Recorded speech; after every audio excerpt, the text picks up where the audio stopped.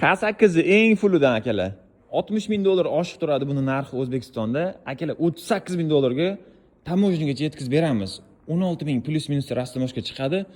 Shu tarzda chiqsa ham akalar sizlar plyusdasizlar. Sababi 54 ming atrofida aylanadi mashina. Xo'p, akalar mashina aytganimdek eng fulidan panorama, lyuk hammasidan bor. Sizlarga kerak hamma funksiya bor. Bitta qanoti yo'q holat uchgani mashinada. Xo'p, mashinamiz aytganimdek eng fulidan 24 ga 12-oy birka, 25 ga 1-oy bo'lib chiqqan. Mashinamiz juda ham masli holatda, umuman kraska udar petnolari yo'q. 6773 probegda turibdi akalar. 6000 kilometrda.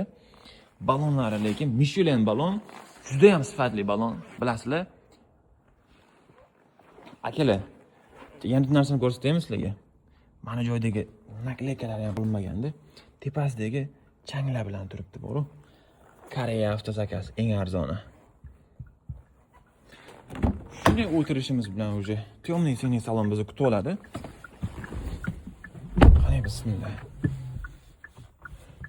Xo'p, ko'rinayotgan bo'lsa 6778 yurgan probegi. Akalar, bu probegdagi mashinani aytganimdek 38 ming dollarga topish juda ham qiyin Koreyani o'zida ham. Bu mashinada hamma funksiyalar bor. Head-up displeygacha ishlab turibdi mana. Ko'rinib turibdi akalar mana. 12 lik double display hammasidan ishlab turibdi. Video registratorlari bor.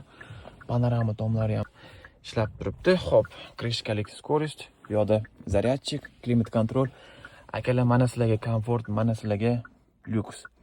Bundan oshig'i bo'lmaydi akalar.